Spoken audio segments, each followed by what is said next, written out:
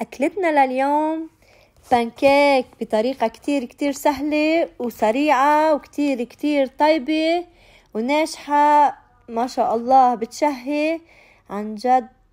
بنصحكم تجربوها. شوفوا ما شاء الله روعة طالعة وكتير سهلة وطيب. بدنا حبتين من البيض نخفقها بالخلاط، نرجع بنحط 4 ملاعق من السكر كمان بنخفقهم، نرجع بنحط 4 ملاعق من الزيت النباتي وملعقة صغيرة من الفانيليا وبنخفق. نرجع بنضيف فوقهم كوب من الحليب السائل كمان بنخفق، وكوبين من الطحين كمان بنخفقهم. شوفوا هون طلعت شوي شديدة. نحن ما بدنا اياهم بهذا المزيج، بدنا اياهم بيشبه خليط الكيك. نحطها على مقلي حامي، بنحط عليها دهنة زيت، بلش نقليها بهيدا الشكل. والشوكولا عندي شوكولا نوتيلا يعني خففتهم بملعقة من الزيت النباتي.